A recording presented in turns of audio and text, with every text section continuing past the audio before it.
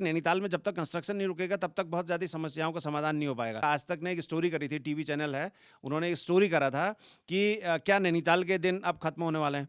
तो ऐसा alarming issues तो हमको नहीं लगता क्योंकि हम यहीं रहते हैं। लेकिन ये अलार्मिंग इश्यूज़ हैं जिनमें नैनीताल क्योंकि एक अंतर्राष्ट्रीय शहर है और उसकी आजीविका जो है वो टूरिज़्म के आधार पर चलती है। वो शहर ही नहीं रहेगा तो लोग कहाँ से रहेंगे? तो ये अलार्मिंग इश्यूज़ नैनीताल के लिए हैं और नैनीताल का फॉरेस्ट अभी भी इंटैक्ट है। लेकिन इंटैक्ट होने के साथ-साथ उसमें क्योंकि पॉपुलेशन बढ़ा है, वो थ्रेट कर रहा है फॉरेस्ट को और इसलिए फॉरेस्ट तो कम नहीं हुआ है। अब फॉरेस्ट की अगर हम बात करें तो कि यहाँ बांज की 4 प्रजातियाँ आपको मिलती हैं। माल रोड में तमाम हमारे चिनार जिसको हम अफ़गानिस्तान और का रहने वाला मानते थे, आज हमारे नैनीताल में है। इसके अलावा कॉर्नस का काफ़ी सारा, सुरई का हमारे पास जंगल है पूरा, इसके पीछे देवदार का जंगल है। फॉरेस्ट इंटैक्ट है, लेकिन ओवर पॉपुलेशन होने से नैनीताल को गंभीर समस्या हुई है। थैंक यू, नमस्कार। और हमारी जय जनी जय भारत का जो सफ़र है 2013 में जब आपदा आई थी जून के टाइम में, तब से ये शुरू हुआ था। 26 सितंबर 2013 से हम लोगों ने स्टार्टिंग करी। जब आपदा आई थी तो मैं एक नैनीताल की रेस्क्यू टीम के साथ हम लोग जो था खाना और ये बहुत सारी चीज़ें लेके हम लोग बांटने गए थे। तब मेरे दिल में एक ऐसी चीज़ लगी कि मुझे लगा यार कि कहीं ना कहीं हम इसी के ये जो आपदा आई है उसके दोषी हम ही लोग हैं। अब मामला आता था जंगलों से कूड़ा कैसे निकलेगा। अब जंगलों में कूड़ा कैसे आता था? किसी का बर्थडे हो रहा है तो शराब पीने पार्टी करने जंगलों में जाते थे। मान लीजिए वो चैना पीक गए, अब वहाँ से वो कूड़ा लाने में उन्हें प्रॉब्लम थी तो वो फेंक जाते थे। करते करते नैनीताल के जंगलों की बहुत बुरी हालत हो गई थी। कैमिल्स बैग था, चैना पीक था, पंगोट रोड है, आपके किलवरी रोड है, बहुत सारी ऐसे नैनीताल के बहुत खूबसूरत स्थान, शायद जन्नत का दूसरा हिस्सा है ये। तो बहुत गंदगी हो रखी थी तो हम लोगों ने स्टार्ट करा वहाँ से। हमने अनगिनत शराब की बोतलें निकाली, अनगिनत हमने रैपर निकाले, अनगिनत हमने कांच जो होता है फूटा हुआ, और छोटे कांचों को हम लोग करते थे गड्ढा करके उसको दफनाते थे। वो मतलब उसके अंदर ज़मीन के अंदर डाल देते थे ताकि हमें ले जाने में इंजरी ना हो। काफ़ी हमें चोट भी लगती थी।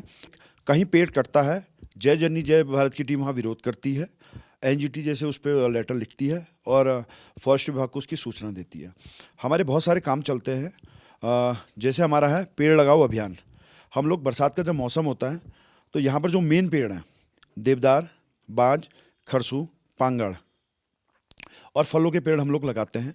और बरसात में हमारा वो आता है जंगल बचाओ अभियान में हमारा सफाई अभियान है। और जाड़ों में जनवरी आपके ये अक्टूबर, नवंबर, दिसंबर और जनवरी हमारा चलता है कपड़ा बांटो अभियान। लेकिन हमारा जो मकसद है फिलहाल तो नैनीताल से रिलेटेड, मैं तो नैनीताल से रिलेटेड हूँ अभी। पेड़ बचाओ, सबसे पहले पेड़ बचाओ। जहाँ कूड़ा हो रहा है वो कूड़े को डस्टबिन में डालो। मैं ही खुद मतलब जैसे अभी घर को जाऊंगी, मैं पैदल जाऊंगी तो कूड़ा जहाँ मुझे मिलेगा मैं अपने पास एक थैला रखती हूँ, कूड़ा लेके अपने घर पे डस्टबिन में रखती हूँ।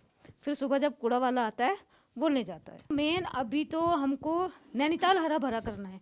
नैनीताल में जो हरे पेड़ कटते हैं तो मैं जगाती जी को कॉल करती हूँ, सर वहाँ पर वो पेड़ काट रहे, तो जगाती जी जो भी उनसे होता है वो उसको करते हैं, रोकने की कोशिश करते हैं।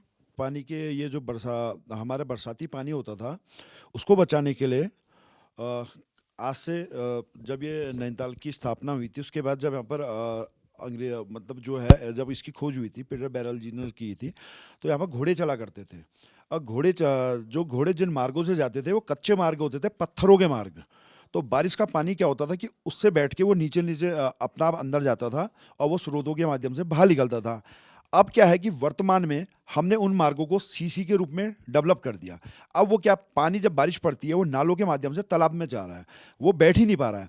दूसरी बात, जनवरी और फरवरी में जब यहाँ दिसंबर लास्ट वीक से बर्फ़ पड़नी शुरू होती थी तो उस बर्फ़ को इकट्ठा करके गड्ढे में डाला जाता था जिसको बोला जाता था बर्फ़ खड्ड। वो हमारे आयरपटा क्षेत्र में भी हैं और ये है आपके आयरपटा में और आपके टिपन टॉप में भी हैं, ऑल सैंड में भी है, राजभवन में भी हैं, चैना पीक में भी हैं।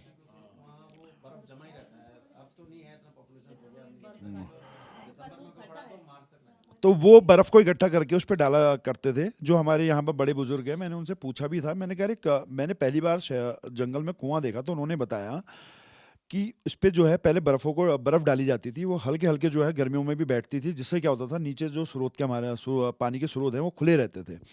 दूसरी बात, हमने सब काम किया स्रोतों को बचाने के लिए, उसकी स्रोतों के अगल बगल हम लोगों ने मकान बना दिए। अब क्या हुआ कि मकान बना दिया तो वो कहीं ना कहीं वो अंदर जो उस पे अंदर खाने जो नालियाँ चलती होंगी अंदर ही वो कहीं ना कहीं डिस्टर्ब हो गई, वो पानी ने अपना मूवमेंट बदल दिया। सबसे बड़ा नुकसान हमारा जो हमने मार्गों को सीसी बनाया, अगर हम उसे सीमेंटेड मार्ग नहीं बनाते तो शायद आज हमारे पूरे जंगल हरे भरे रहते। एक टाइम में नैनीताल में हरा भरा पूरा जंगल था रिंगाल का। तो मेरा जो फील्ड है उस फील्ड के हिसाब से और जो मेरा रहना और काम करना सब एक ही धागे में बांधा हुआ है जब मैं देखती हूँ। तो जब मैं बहुत छोटी थी, लाइक 13 साल की थी, तब भी मैं एडवेंचर फील्ड में जुड़ गई। तो वहाँ पे जितने सारे माउंटेनियरिंग कोर्स या एडवेंचर कोर्स होता है तो हम लोगों को सिखाया जाता है, पहले ही सिखाया जाता है, जो कुछ भी चीज़ जंगल में, क्योंकि हम लोग जंगल में, ग्लेशियर में, माउंटेन में, हिल्स में, हर जगह पे कैंप लगा के रहते हैं। तो कभी भी वो जगह कूड़ा कचरा ना फेंके और कुछ भी देखे वो उठा के लाए। तो उस टाइम हम लोग एक बैग यूज़ करते थे, वो है kiwi bag. Kiwi is a bird, I think New Zealand का बर्ड का नाम है। शायद उसको स्वीपर बर्ड भी बोलते हैं, जैसे हम लोग को इंडिया में क्रो एंड वाल्चर है। तो उस नाम के बैग हम लोग के साथ ही रहते थे, और जो भी चाहे चॉकलेट रैपर हो, चाहे टॉफ़ीज़ हो, कुछ भी रैपर हम लोग उसी बैग में डालते थे। तो सूरत हम लोगों का, मतलब मेरा उसी टाइम से हो गए थे जो साफ रखना है और कहीं पे भी कुछ भी कूड़ा रखना नहीं है।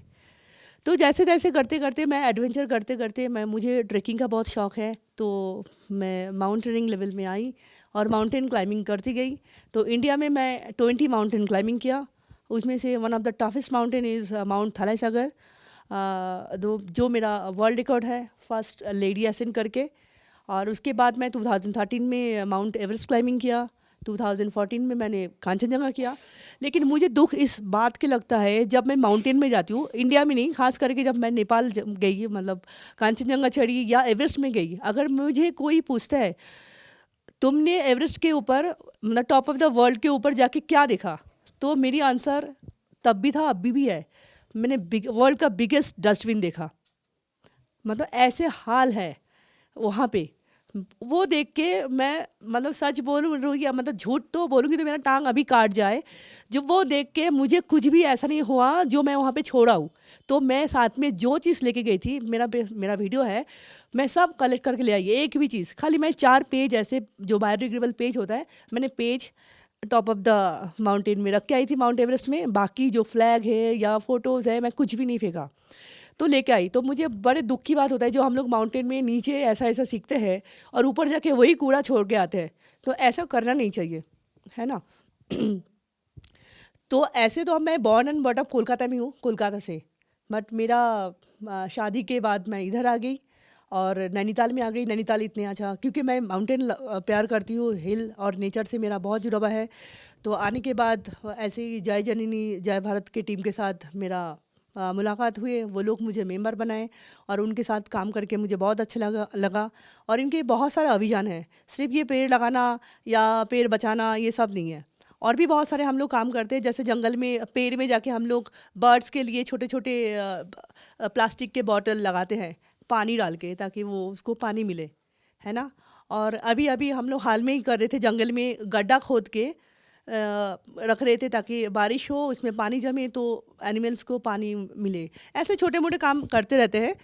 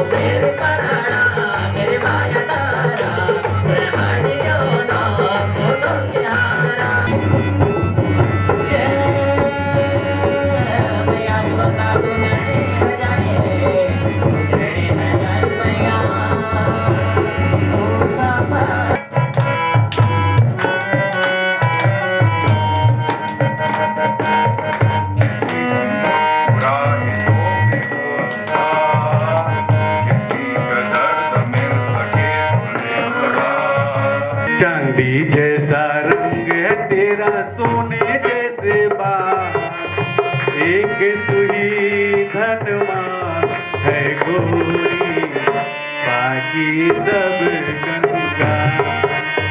चांदी जैसा रंग है तेरा, सोने जैसे